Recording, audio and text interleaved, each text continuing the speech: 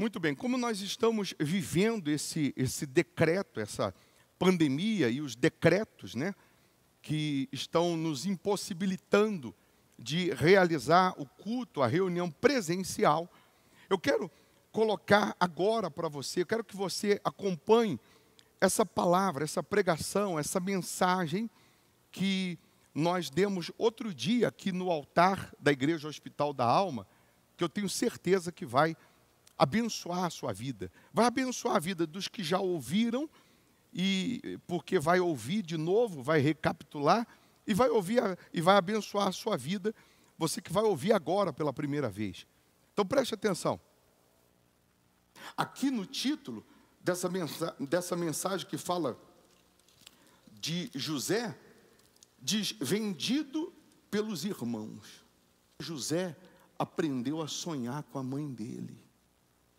A mãe de José gemeu para ter José. Ela não desistiu do sonho de ser mãe. Ela era estéril. Ela não desistiu do sonho de ser mãe. Ela não desistiu, ela não parou no meio do caminho. Ela não desistiu do sonho de gerar um filho. E mesmo ela sabendo que humanamente falando era impossível, mas crendo em Deus, ela perseverou, ela lutou.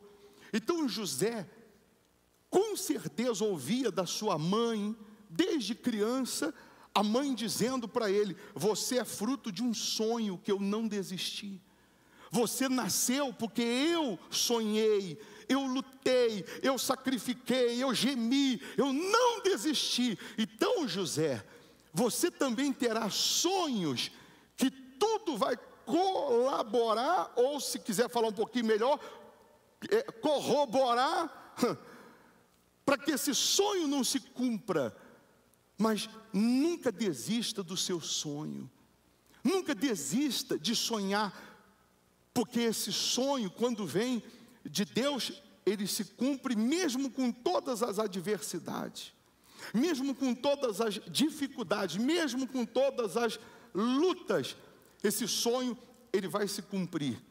E José cresceu até os 17 anos, na casa do seu pai, ouvindo isso, aprendendo que ele sonharia e realizaria os seus sonhos. E aí, quando ele sonha e conta o sonho que ele teve para os seus irmãos, os irmãos tiveram ódio dele. Quando os irmãos viam José, os irmãos diziam assim: lá vem o tal sonhador. Você quer ver o inferno acontecer? É você contar o seu sonho para quem não sonha. A pessoa que não sonha, que não almeja, que não deseja, a pessoa que não crê no sobrenatural, se você contar o seu sonho para ela, ela passa a odiar você.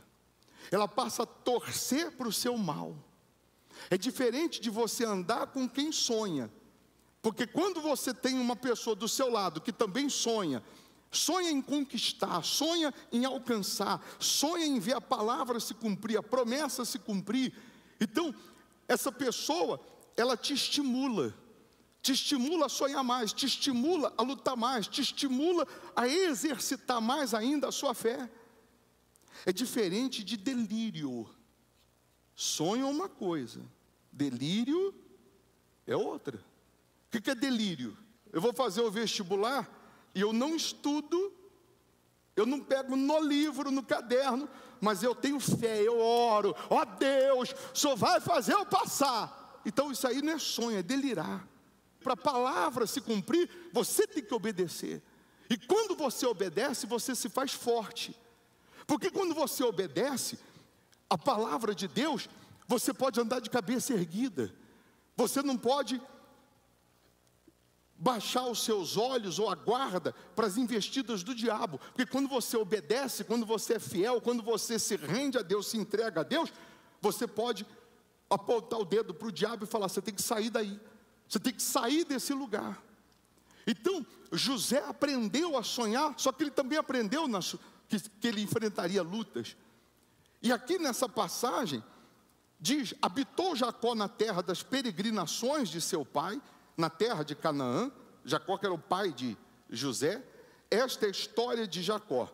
Tendo José 17 anos, apacentava os rebanhos com seus irmãos, sendo ainda jovem. Acompanhava os filhos de Bila e os filhos de Zilpa, mulheres de seu pai, e trazia más notícias deles a seu pai. Ora, Israel, que era Jacó, que era o pai dele, amava mais a José que a todos os seus filhos, porque era filho da sua velhice, e fez-lhe uma túnica talar de mangas compridas. Vendo, pois, seus irmãos que o pai o amava mais do que a todos os outros filhos, o que diz aí? Odiaram-no e já não lhe podiam falar pacificamente, já não tinha mais conversa entre eles. Teve José um sonho e o relatou a seus irmãos, por isso o odiaram ainda mais. Pois lhes disse: rogo-vos, ouvi este sonho que tive. Atávamos feixes no campo, e eis que o meu feixe se levantou e ficou em pé. E os vossos feixes o rodeavam e se inclinavam perante o meu. Então lhe disseram seus irmãos: reinarás com efeito sobre nós? E sobre nós dominarás realmente? E com isso, tanto mais o odiavam, por causa dos seus sonhos e de suas palavras. Teve ainda outro sonho, e o referiu a seus irmãos, dizendo: sonhei também que o sol, a lua e 11 estrelas se inclinavam perante mim. Contando a seu pai e a seus irmãos, repreendeu o pai e lhe disse: que sonho é esse que tiveste? Acaso viremos eu e tua mãe e teus irmãos a inclinar-nos perante ti em terra? Seus irmãos lhe tinham ciúmes. O pai, no entanto, considerava o caso consigo mesmo. Nessa época, Deus falava através de sonho, aquele que você dorme e sonha. Hoje, quando você sonha com alguma coisa, principalmente um pesadelo, você fica preocupado: o que deve ser isso? O que deve ser? Você que comeu muito antes de dormir. Porque Deus não fala mais através desses sonhos que você está dormindo. Deus, Ele fala através da palavra dEle. O sonho hoje é acordado, é de olho aberto. Você visualiza, imagina o que será a sua vida amanhã, o que será depois. Então, quando José, com 17 anos, contou esse sonho, os irmãos odiaram ele ainda mais. Aí, preste atenção num detalhe. A mãe de José acreditava no sonho dele? Não. Tanto que o pai também guardou isso no coração, mas o pai perguntou: vem cá, esse sonho aí é o quê? Somos nós, a família vai ter que se curvar diante de você? O pai dele não acreditava no sonho dele. Os irmãos, muito menos, acreditavam. Já que ninguém ali acreditava no sonho de José, o que Deus teve que fazer com ele? Deus teve que tirar ele daquele lugar e levar para um outro lugar. Foi aí que os irmãos estavam distantes e o pai mandou ele procurar os irmãos. E ele foi sozinho. Quando os irmãos avistaram ele e disseram: lá vem o tal sonhador, na hora eles pensaram: nós vamos matar José. Jogaram ele numa cisterna, num poço, sem água, e ficou aquela guerra entre os irmãos: mata ou não mata? Vamos matar ou não vamos matar? E naquela hora, naquele momento, a vida de José estava nas mãos dos irmãos. Se os irmãos decidissem matar, ele morreria. Mas por que os irmãos não mataram? Porque quem estava escrevendo a história de José, presta aqui, quem estava com a caneta na mão era o próprio Deus. E quando Deus está escrevendo a tua história, a minha história, quando Deus está realizando o plano dele, o projeto dele, o propósito dele, ainda que você chegue à beira da morte, como muitos aqui já passaram pela morte, já estiveram à beira da morte, por que você não morreu? Não morreu porque a caneta não estava na mão de quem puxou o gatilho. A caneta continua na mão de Deus, ele continua escrevendo a sua história. Se você obedecer, se você não duvidar, se você confiar, o autor dessa história vai concluir. Então, na hora que José estava lá na cisterna, o irmão mais novo disse: não vamos matar, vamos vender ele como escravo. Venderam ele como escravo, ele ficou algumas horas na cisterna, venderam como escravo, chegaram, pegaram a túnica dele, mataram um animal, ensoparam de sangue e falaram para o pai que encontraram a túnica dele cheia de sangue, que um animal feroz tinha matado ele. Mas eles tinham vendido ele como escravo.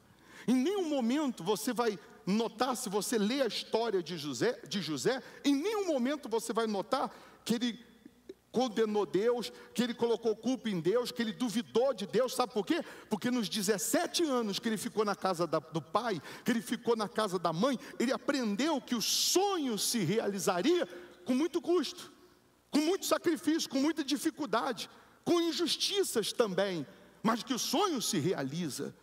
Então José em momento algum duvidou, e nós fazemos o contrário. Muitos de nós, se não acontece na hora que a gente quer, do jeito que nós queremos, nós duvidamos até de Deus. Nós achamos que Deus nos abandonou, nós achamos que Deus não está ouvindo as nossas orações, só porque não está acontecendo como a gente quer, só porque não está acontecendo na hora que nós queremos. Então você precisa também analisar até onde vai a sua confiança, até onde vai a sua fé, até onde vai a sua perseverança, que por muito pouco ou por muito menos, você acaba querendo jogar a toalha ou querendo desistir. Aí, José, dentro da cisterna, dentro do poço, ele não queria sair logo dali? Queria ou não queria? Não tenha dúvida. Saiu, foi vendido como escravo. Um pouco melhor do que ficar num buraco, não sabendo se vai morrer, se vai viver. Mas ele foi vendido como escravo. Levam ele para o Egito, totalmente uma terra contrária do que aquele vivia. Lá no Egito, deve ter durado alguns dias, e foi vendido para a casa de Potifar, sujeito riquíssimo. E ele é colocado na casa de Potifar, para liderar a casa de Potifar, para governar a casa de Potifar. Melhorou a condição dele? Sim ou não? Claro que melhorou. E como melhorou? De escravo, embora ele foi vendido como escravo, mas agora ele já mora numa mansão. E por que Deus colocou ele para administrar aquela casa? Porque como que Deus ia fazer dele administrador, governador do Egito, de uma nação poderosíssima, se ele não sabia governar, se ele não sabia administrar? Deus vai te colocar em situações que, quanto mais rápido você aprender a lição, mais rápido ele te tira daquela condição ou situação, para que a obra dele se cumpra, para que a obra dele se concretize. Ele fica na casa de Potifar quantos anos? 11 anos. Preste atenção no detalhe. Não estava boa a vida dele? É aí que mora o perigo. Sabe por quê? Porque o bom não permite você alcançar o extraordinário. Tá bom. Quando tá bom, você se acomoda. Quando tá bom, você não vai além. Quando tá bom, você se conforma. O salário tá bom, a vida tá boa, a família tá boa, tá bom. Bom é uma vida medíocre. Medíocre é na média, é viver na média. Então tem horas que Deus também vai te tirar daquilo que é bom, que você está achando que é bom, porque você se conformou, para que Ele possa fazer o extraordinário. Tem coisas que porque você se conformou, tem gente aqui que melhorou um pouco a vida dela, está boa, melhorou um pouquinho, ela parou de ser aquela pessoa determinada que ela era, de fé como ela era. Então Deus, 11 anos ele na casa de Potifar, o que acontece? A esposa de Potifar começa a dar em cima de José. Ele resistiu, ela queria porque queria que ele se deitasse com ela, que ele ficasse com ela. Até que um dia ela agarrou ele na marra, vem cá José. Potifar chegou e ela disse, não, ele que quis me agarrar. Potifar não tinha comprado José? Então quem era o dono de José? Potifar. Potifar não podia mandar matar? Por que não matou? Porque Deus estava escrevendo a história dele. Quando Deus está escrevendo a história, parece que você vai morrer. Mas Deus que escreve. Não é? Aí, Potifar faz o quê? Pega José, que estava numa vida boa, e botou ele aonde? Prisão. Por que Deus colocou ele na prisão? Ele aprendeu a administrar o que era bom, agora ele vai aprender a administrar o pouco também na prisão. Vai ter que aprender a administrar um pouquinho, a comida, que é tudo regradinho, contadinho. Porque Deus faria ele governador do Egito. Deus realizaria o sonho que tinha colocado lá, quando ele era ainda menino. E agora, ele, 2 anos na prisão. Primeiro que onde ele ia, ele fazia diferença. Na casa de Potifar, Potifar prosperou por causa de José. Na prisão ele também fez a diferença, era diferente. Ele conquistou a confiança do carcereiro, de todo mundo, e ele se destacava. Mas 2 anos lá, ele revelou o sonho do copeiro e do padeiro. O padeiro sonhou que estava carregando um cesto cheio de pães para servir não sei quem. E José falou assim, isso aí significa esse sonho que você vai morrer em 3 dias. Sabe por quê? Porque todo sonho que você quer para a tua glória, que você quer para você ser exaltado, leva você à morte. O cesto de pães são coisas feitas pelas mãos do homem. Você querer do teu jeito, da tua maneira, faz morrer. Faz morrer o sonho. O copeiro sonhou que a vide ele espremia e o vinho que saía, ele servia. E ele voltou a servir Faraó. E José falou assim para ele, quando você voltar a servir Faraó, lembra de mim. Fala de mim para ele. E aí o padeiro morre, o copeiro sai e volta a servir Faraó. E quando o copeiro sai e volta a servir Faraó, o copeiro esquece de quem? Por que ele esqueceu de José? Se José só fez coisas boas para ele. Porque quem está escrevendo a história de José? E se José sai naquela altura, José ia ser auxiliar dele na cozinha. E Deus não queria José de auxiliar na cozinha, Deus queria José de governador do Egito. Então José ficou quase 1 ano ainda, nesses 2 anos que ele ficou preso, 1 ano esperando o copeiro chamar, lembrar dele. Mas não é do meu jeito, não é do teu. Não adianta dar um empurrãozinho, lembra de mim lá. É Deus que está escrevendo. Teve um dia que o faraó vai dormir, sonha coisas que não tinha nada com nada, 7 vacas magras, 7 gordas, 7 espigas de milho magra, seca, outra 7 espigas de milho farta. Aí na hora o copeiro falou, lembrei de José. Tem um sujeito lá na prisão que o que ele falou aconteceu. Ele falou que eu ia voltar a servir o Senhor, eu estou servindo o Senhor. E ele falou lá com um padeiro que Deus o tenha, morreu. Faraó falou, então traz ele aqui. Aí levaram José diante de Faraó, e Faraó conta o seu sonho, e José diz para ele, em resumo, você já conhece a história, nós vamos ter no Egito 7 anos de fartura, abundância, mas depois nós vamos ter 7 anos de miséria e de escassez, ao ponto das pessoas perderem tudo nos 7 anos de escassez. E aí o faraó falou, então quem que eu vou colocar para governar o Egito, para que não tenha escassez então nos outros 7 anos? E aí ele decide colocar José, e José com 30 anos de idade, passa a ser governador do Egito. Nos 7 anos de fartura, José construiu celeiros e celeiros, e juntou toda comida, alimento, para que pudesse suprir os outros 7 anos. José era o maior do Egito, de escravo a governador. Ele podia ir lá na casa de Potifar e falar, chama esse infeliz aqui, que mandou me prender, e a mulher dele também.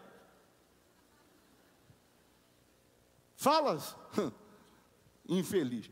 Ele não podia se vingar? Mas por que ele não fez isso? Porque era perda de tempo. Era perda de tempo, porque o que passou, o que enfrentou, o que lutou, era para benefício dele. Era com a permissão de Deus. Então ele não perdeu tempo em ficar se vingando de ninguém, não. Agora que ele está por cima da cocada, agora que ele está por cima de tudo, ele podia pisar nos outros, mas ele aprendeu que ele tinha que ser justo, ele aprendeu que ele tinha que andar na justiça. E quando vem os 7 anos de miséria, quem vai lá no Egito buscar comida? Os irmãos dele. E ele diz para os irmãos, não foram vocês que me mandaram para cá. Foi Deus que me mandou na frente para preparar esse momento para que vocês não morressem de fome. Então aquele sonho que ele tinha contado quando era menino, aconteceu, os irmãos foram se curvar, foram lá se dobrar, depender dele. E ele podia se vingar dos irmãos, mas ele não fez isso. Ele disse, foi Deus que me mandou para cá. Será que você está entendendo que as horas que você ficou no poço, que os momentos que você ficou entre a vida e a morte, os momentos que você se sentiu sozinha, sozinho, ou está se sentindo, será que você está entendendo que as lutas que você está enfrentando, as injustiças, Deus está só te preparando para você subir de nível? Deus está te estruturando para você amanhã ser o que Ele quer que você seja? Será que você está entendendo que é no deserto, é na dificuldade que nascem os heróis? Esse problema crônico que você está enfrentando, esse problema antigo que você está enfrentando, essa área da sua vida que você está gemendo, você vai vencer isso. Não é isso que vai te vencer, não. Não é isso que vai te matar, não. Não é isso que vai te derrotar, não. É só você se apegar a essa palavra, que essa palavra vai se cumprir, essa palavra vai se concretizar. Então, se você pegar a história de José, ele reinou dos 30 anos, ele morreu com 110. Ele gemeu dos 17 anos aos 30. Gemeu quantos anos? 13 anos. Mas quantos anos ele reinou? 80 anos de vitória. Os anos de vitórias infinitamente maiores do que os de luta. Mas, ô bispo, eu já gemi até aqui, eu já gemi, eu já sofri, eu já padeci. Mas os anos de vitória que virão, meu caro, serão de gozo na alma, de prazer. Você não vai ter um pingo de paz, porque tem gente que diz, eu precisava pelo menos de um pinguinho de paz, um pouco de paz. Deus não dá um pingo de paz, Deus não dá um pouco de paz. Ele vai te dar a paz em todas as áreas. A paz que vem dele. Está escrito em Romanos 16, 20. Em breve, o Deus de paz esmagará Satanás debaixo de vossos pés. Deus só precisa de um pé. Quem tem? Tem? Deus vai esmagar o seu problema. Deus vai esmagar o diabo. Deus vai esmagar o inferno debaixo dos seus pés. Todos nós aqui que cremos e que estamos dispostos a obedecer a Deus, porque você vê as lutas que José passou, nas lutas, na prisão, na cisterna, nas injustiças, ele tinha paz, porque ele sabia que Deus estava vendo tudo, que Deus estava acompanhando tudo. Sim ou não? Se você é fiel a Deus, você pode estar hoje com a sua vida do avesso. Você pode estar hoje com a sua empresa no fundo do poço, com a sua família no fundo do poço, com a sua vida em todos os âmbitos no fundo do poço. Mas você tem paz porque você sabe que a palavra de Deus não falha. Muito bem, você acompanhou aí essa mensagem, essa pregação, essa palavra que foi direcionada, né, foi realizada antes do decreto. Mas eu tenho certeza que você foi abençoado com essa mensagem. E assim como você foi abençoado, você pode abençoar outras pessoas. Entrando no meu canal no YouTube, BP Formigoni, você consegue mandar esse link também para os seus contatos, abençoando também essas pessoas. É uma maneira também de você evangelizar, de você ganhar almas. Nós estamos com a igreja aberta aqui, o Hospital da Alma, que fica aqui em BH, na Avenida Amazonas, 1700, das 7 da manhã às 8 da noite, todos os dias, que você pode vir, receber oração, atendimento, fazer os seus votos, honrar a Deus. Mas, por enquanto, os cultos, as reuniões, elas estão sendo online. Eu quero já deixar as contas da Igreja Hospital da Alma, porque se Deus te toca para você ser fiel a Ele, se Deus te toca para você ser dizimista, para você fazer uma oferta, honrar a Ele, então você tem aí as contas aqui da Igreja Hospital da Alma, tá bom? Que Deus abençoe sua vida, que Deus abençoe sua família. A qualquer momento a gente volta com mais palavras, mais mensagens que vão abençoar a sua vida e também sustentar a sua fé.